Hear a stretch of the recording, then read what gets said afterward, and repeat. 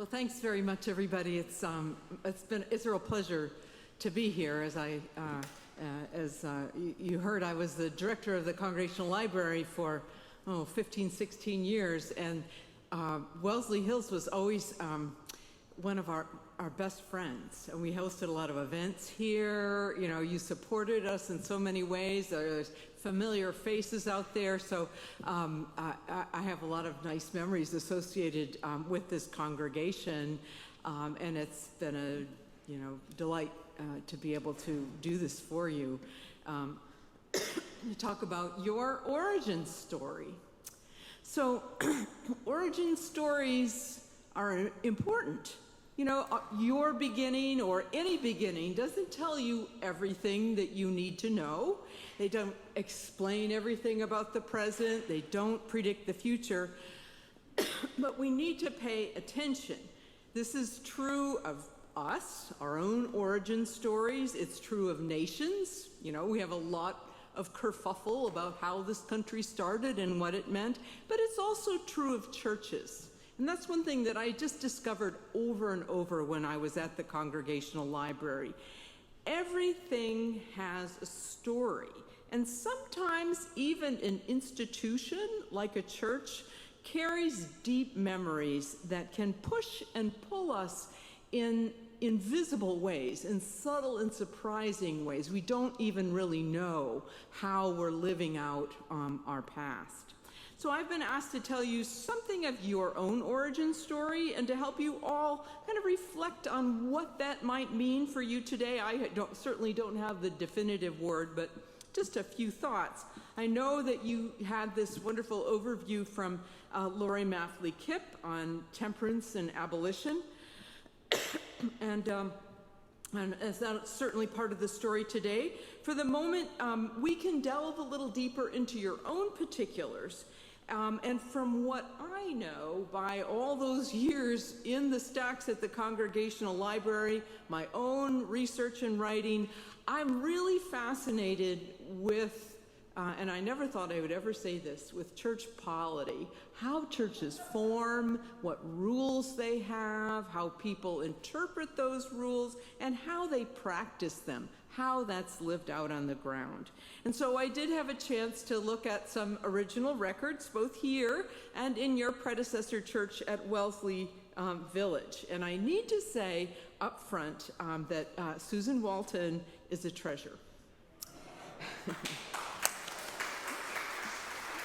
Not only has she written an amazingly clear and engaging and thoughtful history back for your 150th, but she also has kept your records in great shape. I know she's going to be full of apologies, but I have seen, I won't even finish that sentence. And she made them completely accessible to me. And I'm also grateful to Brad Harding, who is the historian, her counterpart over at Wellesley Village. People like Brad and Susan do much more than keep things in order and sweep away the dust every now and then. To me, that's a spiritual ministry that they have that we need to recognize more than we do. So first, your story.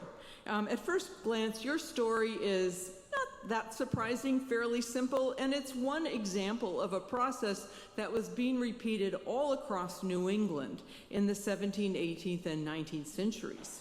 You know, congregational churches formed when a group of people wrote up a covenant, a statement of their commitment to each other and to God, and in that covenant, they agreed to walk together with each other and before God. And so that's kind of the distinguishing factor of a congregational church, and a very powerful distinguishing feature. These covenants, these church covenants, these promises were binding and they were serious. People did not church shop. You couldn't just say, oh, I like that minister a little better, and I'm just going to drift my way over there. Prospective members of a new congregation, if a new church was going to be formed, they had to be formally released from their covenant obligations to the so-called mother church.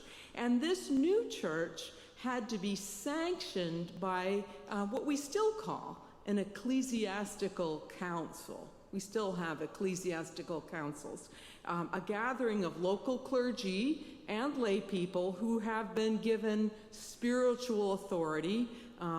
Whether they had actual power to do anything has been debated for a long time. But the spiritual authority was very important. And most of the time, this process with the ecclesiastical council and the dismissal letters was pretty straightforward. In 1847, when your church was formed out of Wellesley Village, which was then West Needham, which was itself a break-off from the original Needham Church in 1798, the reasons for starting this new congregation here were both practical and theological. As we know, 19th century Congregationalists went to church a lot, at least 2 services on Sunday. And in the era that we're talking about, as you might guess, they were also beginning to gather more during the week for prayer meetings, sewing circles, of course, in support of different social causes, raising money for the poor, destitute families, orphans, and so on. You couldn't do this by Zoom or telephone. They met, and they met a lot. And so our logistical issue is obvious. Before the advent of cars or public transportation or Zoom or telephones, a Congregationalist just had to be within spitting distance of a church, not literally. The 28 original members of this church then asked for letters of dismissal, which was the church terminology, so that they could worship and gather, as they said, closer to home. And given the fact, as they said, that a railroad line was extending to Newton Lower Falls, they were expecting, a bit of a population boom. Might be good to get on the floor before everything starts to take off. And so Grantville, as this section was called, was an up-and-coming town, and it needed a church. But there were also what I would call theological reasons for starting a new church here. Congregational churches were very emphatically participatory democracies. All the stuff you hear about clergy and theocracies and handing down rulings, we know from the actual church records they wished they could. But congregational lay people were like then, as they are now, opinionated people. There was no such thing as a proxy vote. There was no such thing as an absentee ballot in a meeting. You had to be there. And they had an informal rule of thumb back then that the maximum size for a church was about 100 people, about 100 members. If you got any bigger than that, government by lay people just didn't work. They didn't like big churches. And so apparently our departing group, your ancestors, thought that they had what we would call a slam dunk. In late December of 1846, they drew up an impressive array of founding documents, not just a covenant, but a confession of faith, and a kind of a church constitution, what they called, with all capital letters, ecclesiastical principles and rules. And they'd even given themselves a name, the Orthodox Congregational Church in Grantville. So they were kind of expecting, smooth sailing. And why would there be a problem? After all, they even had a minister already waiting in the wings, this Reverend Harvey Newcomb, who had previously served as pastor of the West Needham Church. And even better than that, a group of local citizens had begun fundraising toward a new building and had already come up with some $2,500. But they were turned down. On January 27, 1847, an ecclesiastical council rejected their petition. And the reasons that they gave were largely practical. They said it just wasn't a clear need for another church. More likely, you never quite know as in the distant past exactly what people's motivations were. You can imagine they were not happy about losing 28 people, which is about a quarter of their membership at the time. They had a mortgage to pay on a new building that was barely 10 years old. They needed to come up with more money to pay the pastor. And it's worth pointing out that congregational churches in Massachusetts were state supported. You were tax supported until 1833. And so they had only recently kind of lost that public dole money, I guess you could say. In 1841, the church actually had to apply to the Massachusetts Home Missionary Society for financial aid, which apparently was not given, but it was a hard enough situation. And as Susan Walton points out, these departing members included a deacon, the church treasurer, several Sunday school teachers, and the Sunday school superintendent. Even more telling, as Susan writes, several of the people demanding letters of dismissal would have had a longer rather than a shorter trip to church. These are Congregationalists, though, we don't know. But this was not apparently a group to take no for an answer. Within a month, they had a new decision from another ecclesiastical council reversing the previous one, which was what people did. You didn't like a council decision, you just got your own ecclesiastical council with your own people on it, and confusion reigned. But we have to wonder, was there more to the story than just the practicalities of money and geography? Why were these people so determined? What was really going on? And unfortunately, none of them are around to sit around for interviews, so we have to do a bit of guessing, educated guessing, from the material that Susan and Brad have kept for us. And so one possible clue comes from your founding document, section 5 of your ecclesiastical principles and rules on what they called the terms of communion, on the conduct of individuals. It wasn't congregational churches. I will say, we can say a little bit more about this, so we ask questions, but they didn't normally have a statement of beliefs that people accepted. It was more about your behavior and your religious experience that made you a member, and then you could argue about doctrine. So they were the conduct of individuals was very important, and Section 5 has it with respect to prevailing evil habits or social evils which ought to be taken into account in judging their Christian character. And this church, they said, regards the use of intoxicating liquors as a beverage or the traffic therein for such use, or the voluntary holding of men in the condition of slavery as evidence, they're not done with their sentence yet, this is their Victorian, of evidence of unsoundness of Christian character as constitutes a valid objection against receiving into the church any person continuing in such practices. Did you get what that line sentence was? We will not allow people who drink or who sell drink to be members of this church or who are holding men in the condition of slavery. This is pretty explicit, and from what I know about other congregational church documents during this time, it is a little out of the ordinary. On the whole, most congregational churches, even back then, preferred to keep politics out of their Sundays. And so it is a little bit out of the ordinary to have a very political sermon in a church in the 19th century, or even before that, or to have explicitly political planks in church documents. But it's not unknown, of course. The temperance plank is not surprising. Wine was fast disappearing from communion tables beginning in the 1830s, but that slavery statement is fairly stark. In fact, given that slavery had long since been outlawed in Massachusetts, I don't think there were any voluntary slave owners in the congregation, we have to wonder about its purpose. Why would you forbid people to own slaves if owning slaves is not legal in Massachusetts? Is this just a 19th century form of virtue signaling? Or was this a statement of moral concern that really played a role in their decision to leave West Needham? And so we can unpack this in a couple of ways.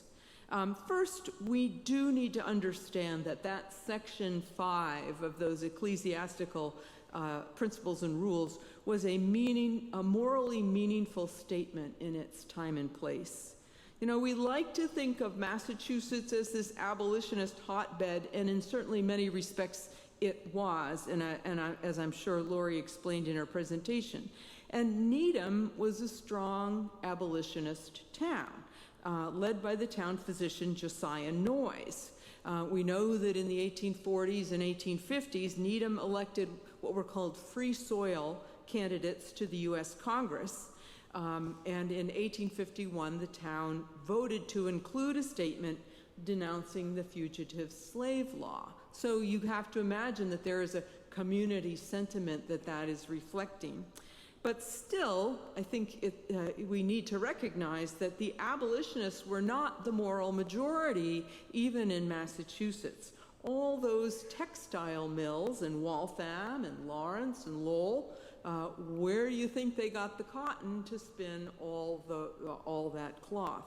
A lot of New England's wealth, as we are finding out now, was generated by the labor of African slaves. And the pro-slavery faction, even in Boston, they were not a shy group. In 1835, when British abolitionist George Thompson came to speak at the offices of the Liberator, you know, that famous abolitionist newspaper, which was published in Boston, an assemblage, as it was said, of 1,500 to 2,000 highly respectable gentlemen stormed the building. I love that image of highly respectable Bostonian gentlemen storming a building. They attempted to drag William Lloyd Garrison away, and he had to be stowed into the old State House in protective custody. So, as I say, it's a morally meaningful statement for them to come out against slavery, even here. But there's more to the story, I think. That temperance and anti-slavery plank in your founding is one clue towards your origin story, but it's not the only one. And here we have to think about the name that your ancestors took. The Orthodox Congregational Church in Granville, and I think in one document it was even Orthodox Trinitarian, unless there was any ambiguity. That's what we would call today a fairly in-your-face statement, to use the modern parlance. In the early 19th century, when a congregational church had words like Orthodox or Evangelical or Trinitarian in their title, it signaled a break-off, and oftentimes a fairly acrimonious break-off from a congregation that had turned Unitarian. We need to talk just a second about what that means, this Unitarian. We think of Unitarians as, you know, kind of flowing robes and, progressive social action and so forth. That's not what they were at this time. The so-called Unitarian controversy that began in the late 1700s, it came to a head in the 1820s with the formation of the American Unitarian Association in 1825.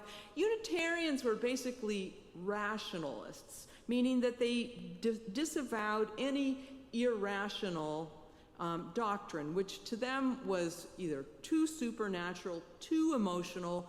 A lot of the revivalism that I believe Lori talked about, there are people who just, do we have to? That's kind of giving religion a bad name. The rationalism, rational doctrines meant that they did not, in particular, ascribe to the doctrine of the Trinity. Which is kind of a mind bender, even on a good day. And so hence the name Unitarian. They did not believe in the doctrine of the Trinity.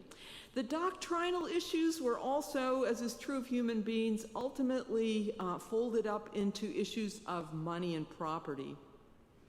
Who got to stay in the building, who had to build a new one. So the question went to court, and a decision in 1820 went against the Trinitarian side. So it wasn't a happy situation. West Needham was not a Unitarian church, as we'll see, as we know from their own records. So what is the point in calling yourself the Orthodox Trinitarian Congregational Church in Granville. I think it's safe to say that your founders were simply more fervent, more intentional, and more idealistic. And as I said a few minutes ago, it's a little bit telling that alongside this kind of standard church covenant, they produced those two other documents, including this statement of beliefs, which was not historic practice in congregational churches. Another name that we could give them would be religious entrepreneurs. Take Reverend Newcomb, for example. This is no ordinary, your founding pastor, no ordinary New England pastor. He's probably what we'd consider a type A personality today, teaching school at 15, a newspaper editor in his early 20s, and then an incredibly prolific author. All told, he is credited with 178 books. And as one author put it, if you estimated the page numbers, that's 65 million. As one reviewer put it as nicely as possible, none of his works is characterized by genius, but all by sound judgment, accurate learning, correct taste, conscientious devotion to the cause of Christ, and sincere desire for the good of man. These 178 works, they were not just kind of little pamphlets that he reeled off in an evening. They included a 14-volume history of the Christian church, written in a form suitable for young people, 19 volumes of Bible studies, individual books of the Bible, a variety of devotional books, a manual for maternal associations, that would be mothers' groups, a practical directory for young Christian females, which I would love to read sometime, and a history of North American Indians, and then missionary work undertaken among them. And let's just say he ran a little bit too hot. This is my suspicion. He ran a little bit too hot for the folks at West Needham. I was able to see the record from the Ecclesiastical Council in 1846 that dismissed him from West Needham. And it was fascinating. You know, this Ecclesiastical Council, they met, and it was a little bit hard to read the script, but so forgive me if I'm paraphrasing a little bit, but they met, and the members of the congregation came and they said, we have a whole list of reasons why we want him to go. They had 7. And so apparently the Ecclesiastical Council said, well, we'll appoint a scribe, and then the scribe will write these all down, and we'll have them to look at. And then in the document it says, and then the council took a nap. I think they knew what was in store for them. The complaints from the congregation were mostly very mundane, very picky, the kind of stuff people gripe about their minister. The council rejected them without much of a problem, but on one count they went out of their way to defend him. The charge that he was prone to, quote, too much excitability. Can you believe that? Yeah. In fact, the council says, he is to be commended for his zeal on behalf of Sabbath school instruction. We get that. He is one of those zealots, and what's so bad about that, people? But the congregation's main charge that Newcomb's usefulness and influence are at an end, and that's the euphemism that they used in the 19th century, ultimately held. Though Newcomb was praised for being, again, read between all these lines, unusually devoted to his work, the council declared that he would be just better off leaving. So you just get a picture just from this man's resume and from the way that his congregation in West Needham just, I think, back off a little bit, just really didn't want him there. We are accustomed to assuming that orthodox means conservative, that being Orthodox congregational church means that you care more about doctrine than social injustice or anything going on in the outside world. You know, it's so many angels are on that head of a pin. That's really important.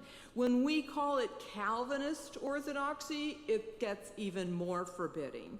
And again, it's not true, but we can unpack that as well. Certainly when you compare the Grantville's founding documents to a document that wonderful seminarian from Ann Arbor Newton found at West Needham, their statement of faith. If you compare the founding documents with a statement of faith from West Needham, which is a little later, but I think still indicative, your founding documents are far more explicit, far more self-assured, and a heck of a lot wordier. They had 6 statements, you had 12. Take, for example, the statement on the Trinity. The West Needham folks are pretty succinct. They say there's one only living and triune God, the Father, Son, and Holy Spirit, each possessing of all divine excellencies and perfections, and it is the duty of all intelligent creatures to love and obey him. That in 19th century is succinct, by the way, folks. The Grantville document takes it up a notch. We believe in the one and only living and true God, who is infinite in all perfections, subsisting in 3 persons, the Father, Son, and Holy Ghost, who are equal in all divine attributes, the creator and ruler of the universe, who by his most wise and holy providence orders all events and governs all his creatures according to his eternal purpose after the counsel of his will. They threw in a little bit of predestination in there just to make sure people were paying attention. Or take their statement about humanity from West Needham. Now, the West Needham document says that man was created upright, and he fell by transgressing the divine law, and by his fall involved himself and his posterity in sin and misery, so that none can see the kingdom of God unless they are born again. That's pretty standard stuff for the time. And very orthodox, but apparently not enough. Granville states that, quote, God created man in a state of holiness and happiness, from which he fell by sinning against God, and that in consequence of the fall, mankind are by nature destitute of holiness, alienated from God, under the dominion and power of sin, and in a state of condemnation, and that they so continue until regenerated by the Holy Spirit. Now, we could go on, but I hope my point is clear. There is no huge theological divide between these two congregations. Both are what would have been considered typical of the time, but the departing group, the Granville group, your ancestors, were just more emphatic. They were more, I guess we could say, more determined to stand out and make a difference. We could say more idealistic. If anything, you know, this is your inheritance. You've got those wonderful planks on temperance and slavery, but your inheritance is that, you know, that taking it up a notch, I guess we could say. The stand on slavery and temperance is something to treasure, but alongside everything else, these were restless people, open to risk, perhaps, aware of practicalities, but not bound by them. It would have been easy for them to say, yeah, you're right. New church isn't really needed, and, you know, I guess we need to have, you know, the Sunday school superintendent should really stay, and we don't want to upset the order. They understood that, but it wasn't enough. They wanted something more. And I should say more than that. They saw no huge divide between faith commitment and social action.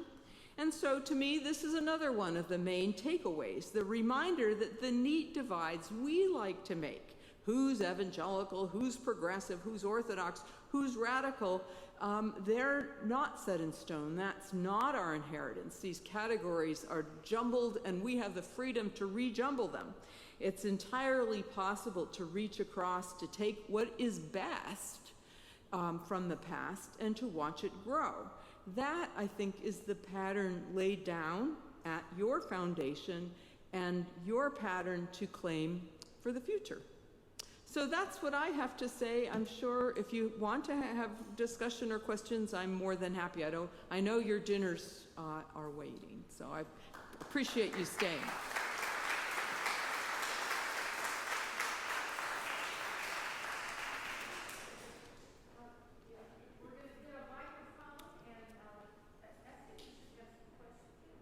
if you want to. I know there's a lot packed in there. Believe me, historians like to details, but I left them.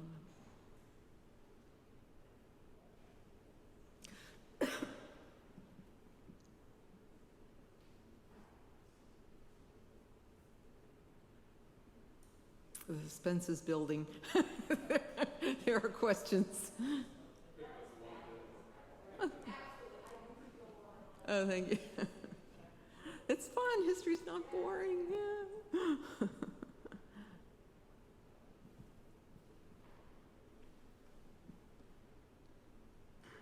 You hinted of predestination in one of the founding documents. To what extent was that? About predestination? Yes. Okay. All right. Everybody get comfortable. How long did that last? You know, Congregationalists, Puritans were Calvinists. They came out of this Reformed theological tradition. And I, you know, if it's true confessions time, I was raised a Dutch Calvinist. And instead of being a Girl Scout, I was a Calvinette. So I know whereof I speak. Calvin, you know, when we talk about Calvin, most times people, predestination. At the beginning of creation, God predetermined who was going to be saved and who was not. What a horrible guy. And that is one plank of Calvinism, but the bigger idea behind predestination, and believe me, there are all kinds of ways of nuancing it, and people have been doing that for centuries, is that God is completely sovereign, in control of every element of human life. Now, at this time period, I will say, this church, to be Calvinist, and they were somewhat what you might call new divinity. It's a strain of theological opinion of people who were, a lot of them coming out of Yale, very wedded to Calvinism, this idea that, yes, God is sovereign, God predetermines, is in control of every element of human life, but they're really wrestling with this because this is a democratic country. It kind of worked. It made sense to people in Europe where you're kind of born into your station. Well, what did you expect? But there's a lot of ferment here about Calvinism, particularly that idea. So there is, you know, it was a little bit taking a risk to add the predestination plank. And by the 1860s, in 1865, Congregationalists get together for a big national meeting, their first national meeting in a couple centuries here in Boston, to form themselves into denomination. And they had a big fight about Calvinism and decided that they weren't going to call themselves that anymore. So it's a big, important issue in Congregational churches. It's not surprising that it's there.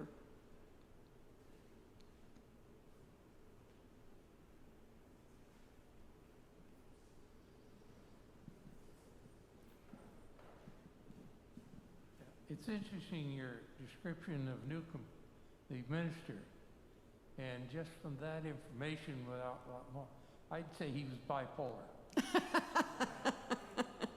Yeah, he had definitely, or he was unbelievably brilliant, you know, but restless. To be able to, you know, and you can imagine that he's probably spent a lot of time in his study writing books when he could have been, you know, leading the Sunday school class.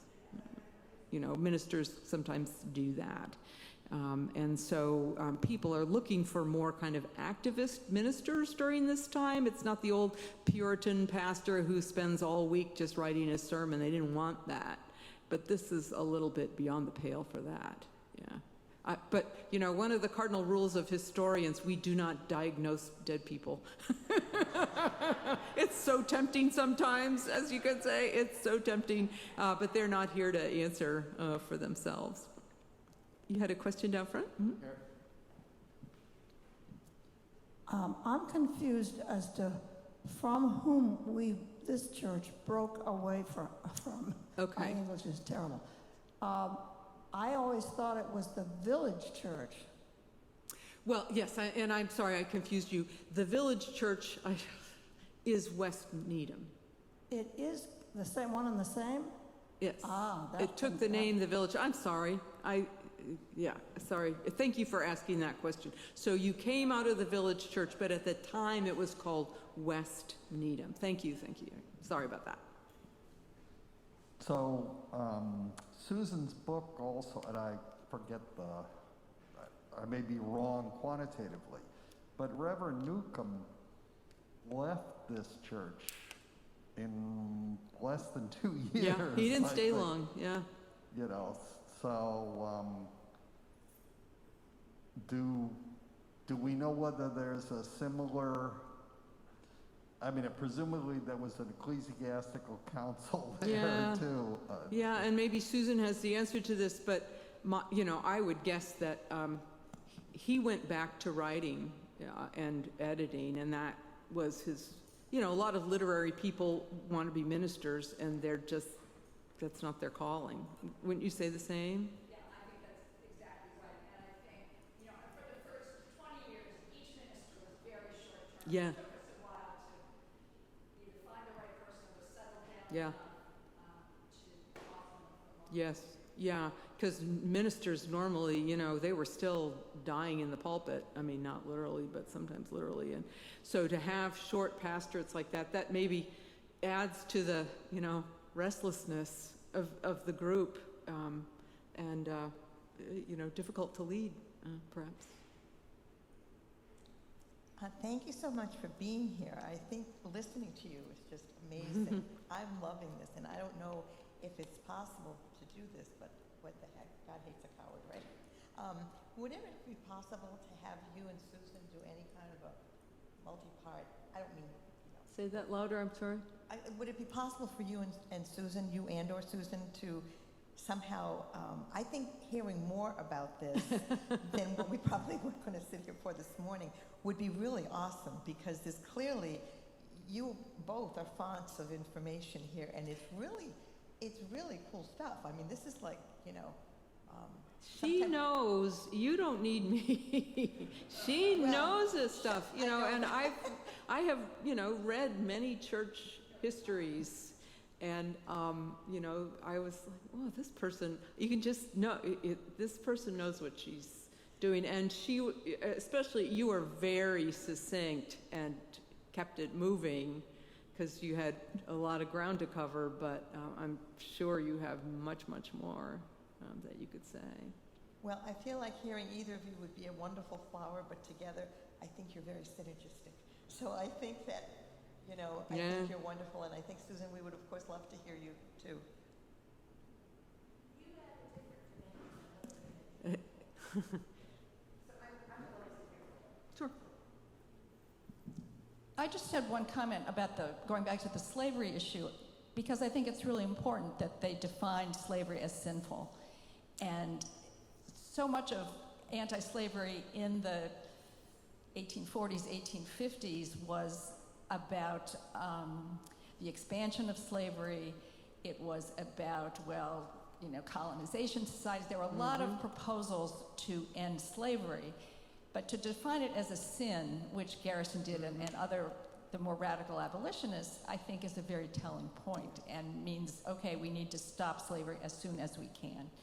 And not just keep it from expanding west, not just, send all the African Americans back to Africa, or repurchase them. There were people who felt slave owners should be compensated, but if it was a sin, you didn't, pay the sinner.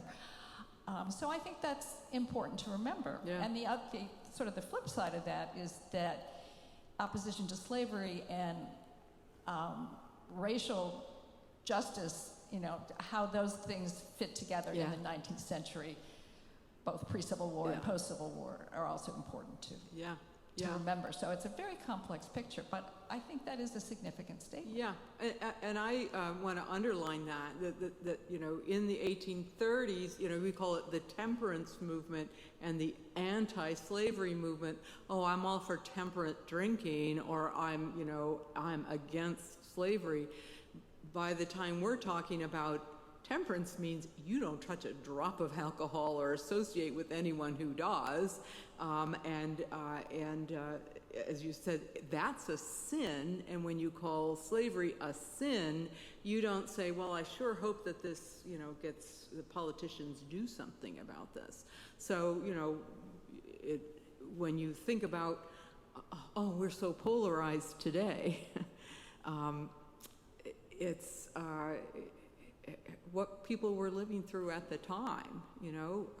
When something is called out as a sin in the 19th century,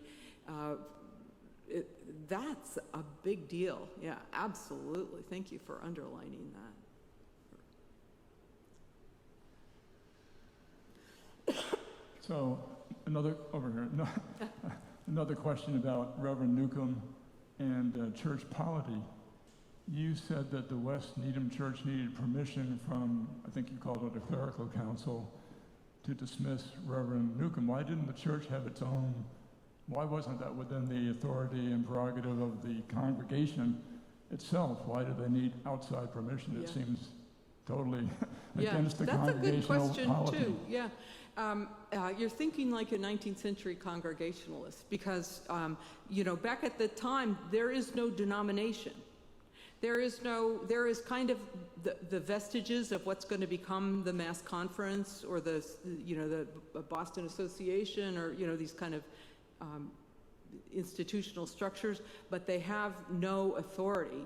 Even in the 18th century, if you were the pastor of a church and you left that church, you were no longer ordained.